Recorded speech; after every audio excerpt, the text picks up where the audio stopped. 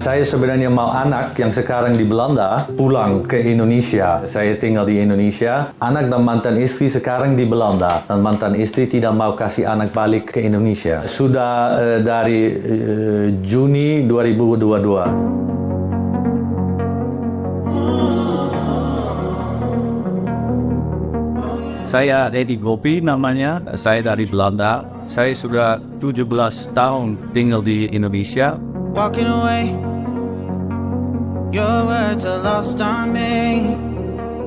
It's taking everything not to turn around. Saya punya dua anak lahir di Yogyakarta, di Bantul. Sekarang dia 7 tahun, dan Ashley baru 9 tahun, 20 September. Goedemorgen allemaal, wat fijn dat jullie er zijn. Goed zo, goedemorgen Ashley, goedemorgen Ella. Momennya tuh dia happy banget punya anak. Pokoknya gimana sih, saya ketemu dia dengan raut wajah. Gimana sih orang yang baru punya anak tuh kayak happy banget gitu. Nah itu.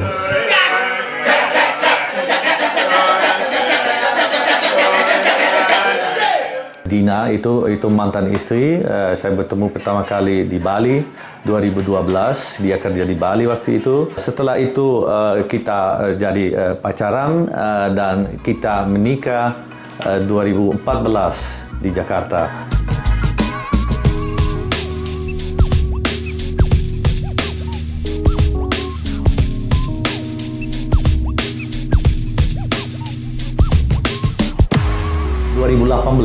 Ya, dia mau pergi dan dia mau bawa satu anak sama anak ke Jogja karena dia bilang, oh ibunya sakit. Nah, berapa lama saya bilang? Ya beberapa minggu, paling 2 minggu. Ya oke, nggak apa-apa, ya kan? Dan saya bayarin tiket. Ternyata 11 bulan dia ke Jogja.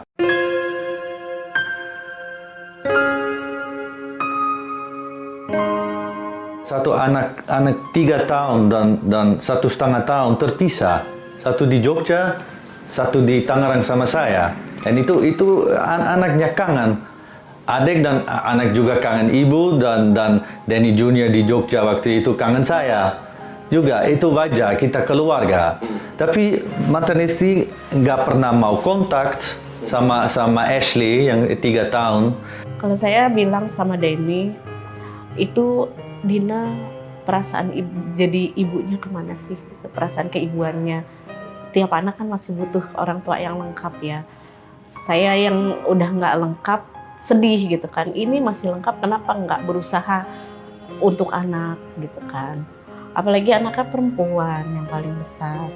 Pastilah butuh ibu, nggak cuma bapak. Dan saya cari sekolah kindergarten di Treehouse School, dan di sekolah juga guru-guru bilang mana ibunya?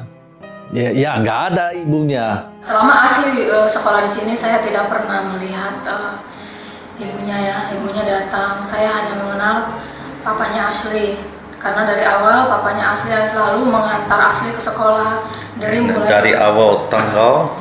Dari awal dia masuk sekolah, bahkan setiap pagi yang mengantar jemput itu papanya. Saya nggak pernah lihat mamanya. Kadang-kadang saya ke restoran. Ya, saya selalu coba untuk bikin dia happy, dan kadang-kadang kita makan, kita bercanda, langsung dia nangis. Seperti dia, dan dia bilang, saya kangen sama ibu, kangen sama adik. Saya bilang, ya akan oke Ashley, nanti dia akan balik lagi. Ya, saya selalu bilang setiap malam waktu tidur, saya bilang, mama akan balik lagi. Saya kirim SMS atau WA. Telepon Ashley, kenapa nggak mau telepon? Ya, karena nggak mau bicara sama saya. Saya nggak usah bicara sama saya, sama Ashley. Pernah nggak Ashley minta telepon ibunya dalam waktu 11 bulan itu, atau sering? Sering, saya bilang telepon. Tapi setelah itu ibunya nggak mau bicara sama Ashley. Cuma sekali, waktu dia baru pergi, Juni 2018, dia telepon, video call. Dan Ashley nanya, kenapa pergi? Kapan pulang? Ya ini masalah susah, itu kamu nggak mengerti. Dan caranya ngomong saya bilang, luar biasa loh. Ini anak kecil, 3 tahun. Dia mau lihat ibunya. Dan saya bilang, Ashley, saya akan take care saya kasih alamatnya dan nomor HP sekolah ke ibunya lewat email biar ya dia tahu anak di mana. Nah, dan dia telepon sekolah, beberapa kali telepon sekolah, tapi setelah dia bicara sama Ashley jadi sedih di kelas, dan guru-guru yang sampaikan itu saya guru juga bilang mendingan dia nggak telepon lagi karena Ashley nanya kapan balik dan dia nggak bisa akan jawab itu. Minggu yang lalu mamanya Ashley telepon, dia katanya ingin berbicara dengan Ashley. Kemudian kebetulan Miss Yuri ada di situ, dia yang mengajak Ashley ke suatu ruangan untuk berbicara dengan mamanya itu. Ada kira-kira beberapa menit lah dia berbicara dengan Ashley mamanya. Kemudian saat Ashley kembali ke ruangan kelas, aku melihat dia sedih sekali, wajahnya itu sangat sedih. Jujur aja saya sangat sedih waktu melihat Ashley kembali ke ruangan. Saya sangat sedih karena saya juga seorang ibu ya. Saya juga punya anak. Saya ingin menangis saat itu karena aku melihat dia benar-benar terpukul. Kayaknya hatinya hancur ya saat itu. Aku nggak tahu apa yang dipikirkan oleh Ashley. Tapi saat Ashley kembali ke kelas, dia bilang, "My mom, mama aku sudah lama nggak pulang-pulang," katanya ke saya. Cuman saya bisa menghibur dia saat itu. Saya hibur dia. Mudah-mudahan nanti mama cepat pulang. Aku bilang seperti itu ke Ashley. Anak itu kan kangen ibunya, nah itu. Ya kan, pasti butuh ibu. Gitu. Tapi kok saya melihatnya bisa ya ibunya gitu loh. Saya bertanya-tanya aja. Dia nggak sadar anaknya sedih dan untuk jadi besar ya umur segitu itu sangat salah, dan itu juga untuk saya lihat Ashley happy selalu tapi langsung sedih, happy lagi langsung sedih, nangis. Mentalnya. Saya nggak tahu ya kalau misalnya sekarang gini deh, anak saya aja kalau ngelihat temennya dengan orang tua lengkap, dia selalu gini, "Mami enak deh itu mereka sama mami sama dedinya," gitu kan. Ya pastinya anak Danny juga gitulah, Ashley dan Danny pastilah sedih. Tapi orang tua aku sering berantem, gimana pasti dari situ kan kasihan. Sangat terasa. Ini di sekolah juga mereka terasa, guru-guru juga terasa itu. Ya, gimana ya, sedih banget sih ngeliat dia seperti itu karena tiap hari dia kadang-kadang tiba-tiba dia sedih. Iya. Di kelas ya Saat awal masuk dia selalu sedih, marah. Kadang-kadang marah ya. Itu dapat berubah dalam waktu sebentar. Tiba-tiba berubah lagi, sedih lagi. Terus nanti dia biasa lagi, terus berubah lagi. Aku tanya, "Kamu kenapa Ashley?" "Aku kangen sama my brother, sama mami aku," katanya gitu. Ya gimana ya. Nah, dan Ashley jadi sedih terus. Saya waktu itu sempat kepikiran Ashley kasihan nggak ada sosok ibu. Jadi saya tawarkan, mau nggak Ashley tinggal di kakak perempuan dari ibu saya, biar tuh ada yang lebih care seorang ibu. Setiap hari saya urus anak ya, karena saya bikin sarapan, bikin lunch di sekolah, ya, ajarin mandi semua, dan bikin rekreasi, gambar kemana kesini, dan saya juga kerja. Saya termasuk kaget ya, mungkin dia biasalah masak untuk dirinya ya. Tapi ketika dia untuk menyiapkan makan anaknya, saya kaget. Karena saat itu saya belum punya anak. Gitu. Gitu ya. Jadi bisa ya dia sampai kan waktu itu kita rencana tuh, saya ingat sekali ke satu sekolah apa itu ya. Sekolah Protestan di sini tuh yang besar tuh, apa sih namanya saya lupa. Denny itu yang buru-buru, ayo pulang nih, soalnya si Ashley ada di Sumarekon Mall sama neninya, kita jemput gitu. Jadi dia benar-benar harus Ashley itu prioritas gitu. Belum pekerjaan, kalau udah ya udah, ayo kita, nih anak gue lagi di sini harus gue jemput nih, nggak bisa gue lama-lama, nah gitu. Nah, dan saya selalu urus untuk bikin dia senang, happy. Adalah yang dilarang mungkin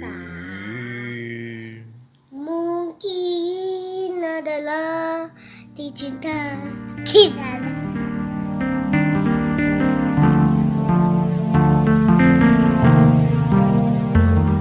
Dan Danny Junior, setelah itu saya juga tahu dia kangen sama saya, tapi dia bisa bikin terpisah. Dan ini bukan pertama kali ya.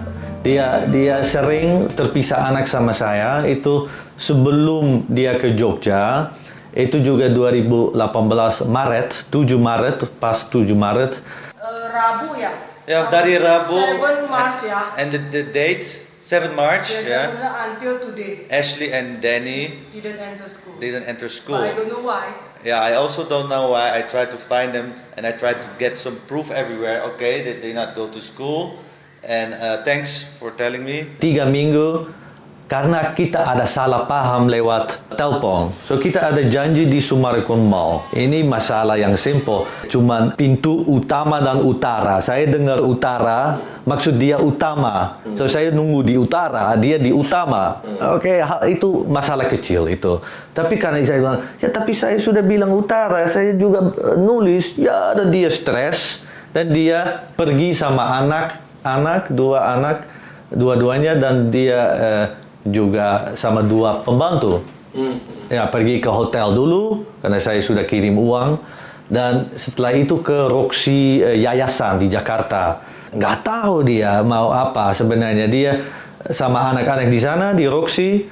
Nah, pembantu balik ke rumah di BSD waktu itu dan mereka cerita semua. Sorenya dibawa ke hotel, tapi kita berdua itu nggak tahu mau dibawa kemana. Hotelnya itu apa? Hotel itu City Smart itu. Oh, City Smart yang di Gudang. Iya, nah. Oke. Habis itu udah 2 hari kita di hotel itu. City Smart. Itu 2 hari. 3 hari ya? 3 hari. 3 hari, Dan 3 hari itu pindah lagi kita dari City Smart itu ke Jakarta Barat. Ini ditinggalin. Iya, ini ditinggalin. Ini ditinggalin di hotel. Di hotel yang sini, di Iya. Nah, terus aku tuh ditinggalin di jalanan gitu loh. Di sana itu yayasan Katolik itu. Nah, dan itu bahaya dan setelah uang habis 3 minggu kemudian, so 28 Maret, dia balik lagi ke rumah sama 2 anak. Dan saya bikin janji lewat video. We have made a deal. Today is 29 March. We made a deal. Dina came to visit me. And what is the deal now? Monday I take the in here. Yeah, and I take care of them. Yeah. Right? And then you stay in the course. And you can see the kids, and under my supervision. Yes, can you say that? Yeah, Monday I give gift to you. Aku stay di kos, anak-anak sama kamu. Oke, dan dia balik lagi setelah itu kita pindah di Paramount beberapa bulan. So itu Juni 2018, ya dia pergi ke Jogja. Ya, 11 bulan itu. Ya. Dan dia pergi, waktu dia di Jogja, dia kirim surat gugatan. Dia gugat saya. Di dalam gugatan, dia minta 21 juta per bulan dan dia mau hak asuh anak tanpa bicara baik sama saya. So, kalau ada masalah keluarga, menurut saya kita duduk dulu, baik bicara. Dia tidak bicara tapi langsung kirim surat gugatan. Dina ini, bagi saya, dia materialistis ya. Gitu. Karena di persidangan itu kan Dina itu menuntut tunjangan yang sebesar Rp21.500.000 per bulan dengan hidup di Yogyakarta. Nah, kebetulan saya orang Yogyakarta, saya pernah tinggal di Jogja. Bagi saya itu luar biasa sekali 21.500.000. Saya harus banding, kalau saya tidak banding ya hak asuh anak ke dia dan saya tidak bisa lihat anak mungkin. Saya banding, akhirnya ada putusan di Bantu 2018, pengadilan Bantu di Jogja. Saya juga ikut jadi saksi di Jogja. Ya, saya lihat kayaknya kesian gitu berlarut-larut. Ribut terus. Kalau mau pilihnya mau cerai ya saya kasih reference.